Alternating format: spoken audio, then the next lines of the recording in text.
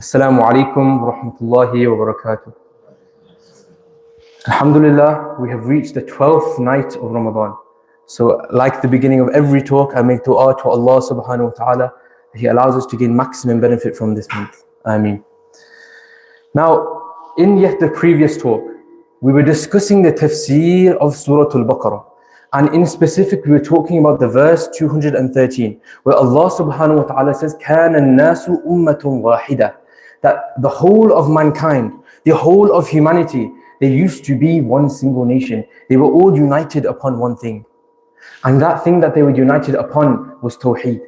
And we mentioned about how throughout the passage of time, all of the different views that the scholars have, that one of the views were that the period of time before the creation of mankind, that was when the whole of humanity, every single ruh, every single soul was united upon Tawheed. Now moving on from this discussion, what lessons can we learn from this verse? Now the first one is, we learn the purpose of prophethood. Why does Allah subhanahu wa ta'ala send anbiya? Why does He send prophets? And the answer is given that Allah subhanahu wa ta'ala, the only sole reason He sends anbiya and He sends His holy scriptures is to reunite humanity onto that first thing, onto Tawheed. That's the sole reason of the anbiya and the holy scriptures Allah subhanahu wa ta'ala gives. And Allah subhanahu wa ta'ala, we see throughout the course of history that whenever mankind, whenever they go far away from the Sirat al-Mustaqim, from the straight path, that is when Allah subhanahu wa ta'ala sends a Nabi. You know, it's said that there are approximately 124,000 anbiya alayhimus salam that were sent to mankind. And Nabi sallallahu alayhi wasallam, our beloved Prophet, he was the last from amongst them. Now the second lesson that we can learn from this verse is, again, we can take it as a source of comfort for me and you. How? Well, we see how the Prophets alayhimus salam, every single one of them, they went through so much difficulty, they went through so much rejection by their corrupt leaders. And just how the corrupt leaders of today, they follow the steps of their predecessors. We should also follow a lineage. But we should follow the lineage of the Prophets alayhimus salam. Whenever they went through a hardship, they didn't give up with Islam. They didn't give up on Allah subhanahu wa ta'ala. They remained steadfast. They remained firm on their belief that Allah subhanahu wa ta'ala is one and Allah subhanahu wa ta'ala will help me. So likewise, whenever we are going through any difficulties, we should also remain steadfast, turn back to Allah subhanahu wa ta'ala. Now, following on from this discussion, the Qur'an proceeds to answer multiple different questions that the Sahaba radiallahu anhum had. For example, they start to talk about the laws in regards to wine, in regards to marriage, in regards to talaq, iddah, and various different topics. Now, inshallah, we won't be going through them today. And just what I would like to highlight is very extraordinary incident that happened. That just before Allah subhanahu wa ta'ala concludes the second juz of the Holy Qur'an, Allah subhanahu wa ta'ala brings the incident and the story of Talut and Jalut. Jalut, who is most known for being called Goliath. So the story of Talut and Jalut, it spans from verse 246 to 251, so approximately 5 verses. So let's go back into time. After the time of Musa alayhi salam, Banu Israel, they were still on this earth. And their status, they had such a noble lineage, but their status started to lessen. Their reputation started to lessen. And this all comes down to the sole reason was because their spiritual strength weakened. So Allah subhanahu wa ta'ala made it such that their physical strength, their armies, all of these little small things, all of them weakened as well. So the Banu Israel, what they used to do before going into any battle is that they used to have something called the taboot. Now the taboot is known as the Ark of Covenant in English, but I will refer to it as the taboot. Now the taboot, what is it? It is a chest that inside of the chest is the holy relics of Musa alayhi salam and Harun alayhi salam. And from those relics, there was the staff of Musa alayhi salam and the portions of the tablets that were given to Musa alayhi salam. So this chest, this taboot, because of it, Banu Israel derived a lot of barakah. They got a lot of blessings from this taboot. And so much so that they used to, every single battle, they used to bring this taboot and they used to place it in the forefront of their army. And because they used to leave it in the forefront of their army, Allah subhanahu wa ta'ala, through the barakah of this taboot, through the barakah of Musa alayhi salam and Harun alayhi salam, He granted them victory on every single occasion when they had a battle. But then, like we just mentioned, how Banu Israel, they started to disobey Allah subhanahu wa ta'ala. Their spiritual strength was weakening. So Allah subhanahu wa ta'ala made it such, Allah subhanahu wa ta'ala made it such that the taboot was seized by them. It was stolen from them. And it was stolen by Jalut, who we know as Goliath. And Goliath, he took this chest from them. And the Banu Israel, they felt so defeated. They felt depressed. So they went to their prophet of their time. Remember, this is after Musa alayhi salam, many years after Musa alayhi salam. So they went to the prophet of their time. And their prophet was called Shamwil alayhi salam. And they went to Shamwil alayhi salam and they asked him, they said, "O Shamwil alayhi salam, appoint for us a king. Because if we have a strong king, then surely in our battles, we will start getting victories. We will start, Allah subhanahu wa ta'ala will smile upon us and He will give us victory." And this is mentioned in verse 246 of Surah Al-Baqarah, when Allah subhanahu wa ta'ala says, إِذْ قَالُوا لِنَبِيٍّ لَهُمْ, that when the Banu Israel went to one of their prophets and asked, إِبْعَثْ لَنَا مَلِكًا, that appoint for us a king, نُقَاتِلْ فِي سَبِيلِ اللَّهِ, so that we can fight in the path of Allah subhanahu wa ta'ala. قَالَ, and Shamwil alayhi salam, he knew the environment and the behavior of Banu Israel. So he asked them, he said, هَلْ عَسَيْتُمْ إِن كُتِبَ عَلَيْكُمُ الْقِتَالِ أَلَّا نُقَاتِلُوا, that if Allah subhanahu wa ta'ala appoints a king for you, and this king tells you to go out in the path of Allah for jihad, are you sure you are going to follow him? And then in response, the Banu Israel said, قَالُوا وَمَا لَنَا أَلَّا نُقَاتِلَ فِي سَبِيلِ اللَّهِ وَقَدْ أُخْرِجْنَا مِن دِيَارِنَا وَأَبْنَائِنَا. They said, of course we will go and fight in the path of Allah subhanahu wa ta'ala.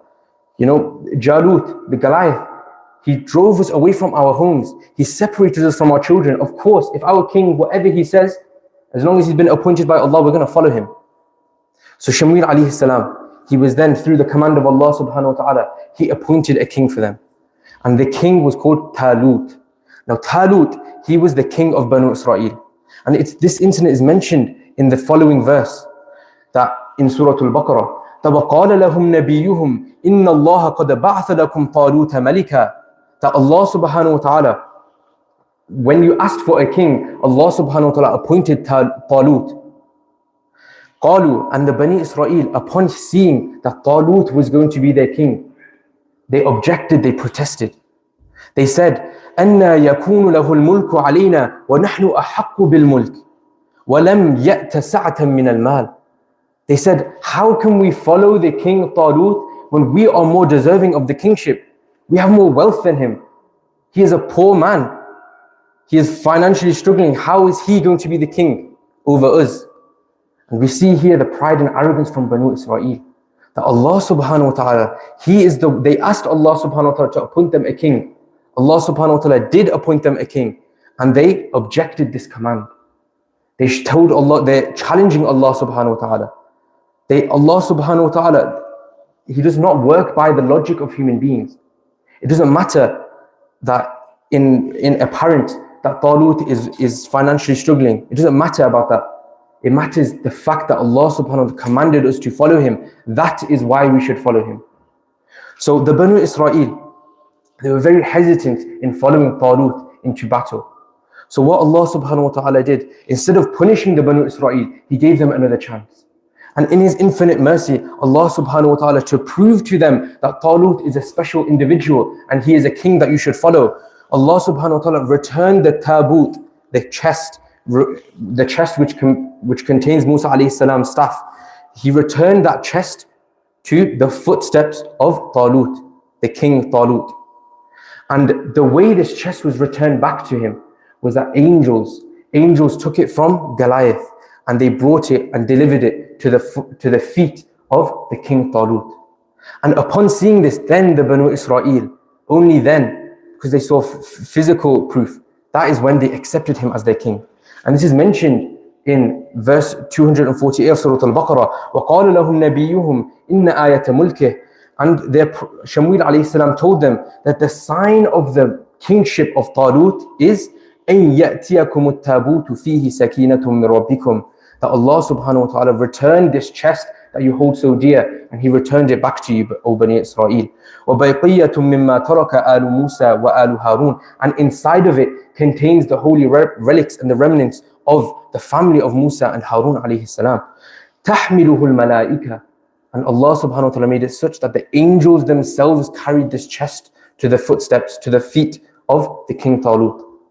إِنَّ فِي ذَلِكَ لَآيَاتٍ لِكُمْ إِن كُنتُم مُؤْمِنِينَ. And all of these are miraculous signs from Allah subhanahu wa ta'ala to help the Banu Israel believe in Tawheed, to help them believe and follow the laws of Islam.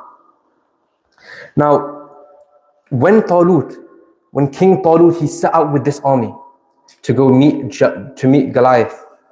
When he set out, it's mentioned in Holy Qur'ān that Allah subhanahu wa ta'ala, He wanted to test the Banu Israel. And He wanted to test the Banu Israel so that when they were in the hour of trial, as they call it, when they are in the heat of battle, that they will not retreat out of cowardice. So what Allah subhanahu wa ta'ala did was that He tried to test their steadfastness. And the way He did it is mentioned in the next following verse in Surah Al-Baqarah, that فَلَمَّا فَصَلَ طَالُوتَ بِالْجُنُودِ, that when Talut met the opposing army, قَالَ إِنَّ اللَّهَ مُبْتَلِيكُمْ بِنَهَرٍ, Talut said that Allah subhanahu wa ta'ala will test you with a river. Allah subhanahu wa ta'ala will test you with a river. فَمَنْ شَرِبَ مِنْهُ فَلَيْسَ مِنِّي, whoever drinks from this river, even though you are in severe thirst, and you've been walking this long distance, even though you have severe thirst, whoever drinks from this river, he is not from amongst me. Whoever drinks to their fill, they are not from amongst me. وَمَنْ لَمْ يَطْعَمْهُ فَإِنَّهُ مِنِّي, whoever does not drink from it, then they are from me. إِلَّا مَنْ اغْتَرَفَ غُرْفَةً بِيَدِهِ فَشَرِبُوا مِنْهُ إِلَّا قَلِيلًا مِنْهُمْ. And it's mentioned that only a few from the Banu Israel listened to the commands of Shamwil alayhi salam. Only a few of them did not drink to their fill. Only a few of them restrained their desire, they had self-control, and they did not drink to their fill. And it's mentioned that only these individuals, they were the true believers. And most of them failed this command from Allah subhanahu wa ta'ala. And here Allah subhanahu wa ta'ala, He is showing us the importance of self-control. That if you have self-control, if you can control your nafs and your desires, then, only then Allah subhanahu wa ta'ala will grant success. Now, after crossing this river, the soldiers from the Banu Israel and the King Talut, what they ended up doing was that they went to Shamwil alayhi salam and they said, we are losing courage. We're looking at the army of Goliath. He's got so many people. He's got so many soldiers in comparison to us. Surely we are going to be defeated by him. And in response to this, it's mentioned in verse 249 of Surah Al-Baqarah, that قَالُوا لَا طَاقَةَ لَنَا الْيَوْمَ بِجُلُوتَ وَجُنُودِهِ, that when Banu Israel said that we have no power against Goliath and his army, قَالَ الَّذِينَ يَظُنُّونَ أَنَّهُمْ مُلَاقُوا اللَّهِ, that only those believers from amongst the Banu Israel who believe that they will one day meet Allah subhanahu wa ta'ala, they said, كَم مِّن فِئَةٍ قَلِيلَةٍ غَلَبَتْ فِئَةً كَثِيرَةً بِإِذْنِ اللَّهِ.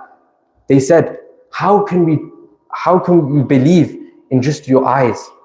How many times has Allah subhanahu wa ta'ala made it such that a small group has overpowered a great army solely because they had firm belief in Allah subhanahu wa ta'ala? And the verse ends, وَاللَّهُ مَعَ الصَّابِرِينَ. Allah subhanahu wa ta'ala is with the patient. So before this battle, this is the mindset that the Banu Israel had. Some of them were hesitant in fighting, and some of them had firm belief in Allah subhanahu wa ta'ala that He will help them in this battle. And those who believed, they made this profound and amazing dua. Before they went into battle, they asked Allah subhanahu wa ta'ala, رَبَّنَا أَفْرِغْ عَلَيْنَا صَبْرًا وَثَبِّتْ أَقْدَامَنَا وَانصُرْنَا عَلَى الْقَوْمِ الْكَافِرِينَ. That, oh Allah, pour upon us patience, give us patience, give us steadfastness, وَثَبِّتْ أَقْدَامَنَا, and make us firm upon our religion, make us firm with steadfastness, وَانصُرْنَا عَلَى الْقَوْمِ الْكَافِرِينَ, and help us against the disbelieving tribes. And notice how in this dua, there is no mention of, oh Allah, give me victory. What they are asking for is sabr. And Allah subhanahu wa ta'ala is showing us here again that if we truly want victory, then sabr is the pathway to victory. If we have sabr within ourselves, that is how Allah subhanahu wa ta'ala will give us victory. And as the story ends, as the story goes on, there was a young man, Dawood alayhi salam. He stepped forward and he was the person who killed Goliath, the giant Goliath. And it's mentioned in the verse 252 of Surah Al-Baqarah, فَهَزَمَهُمْ بِإِذْنِ اللَّهِ, that Dawood alayhi salam defeated him by the will of Allah subhanahu wa ta'ala. And we see here that Islam does not work by the logic of human beings. Dawood alayhi salam, he was so young, so small. Goliath, he was a giant. Yet Allah subhanahu wa ta'ala granted Dawood alayhi salam victory because he had sabr, and because he had steadfastness on Allah subhanahu wa ta'ala. So I make dua to Allah subhanahu wa ta'ala that firstly He makes me act upon what has been said and enables us all to act upon what has been said. Ameen. Wa akhiru da'wana alhamdulillah.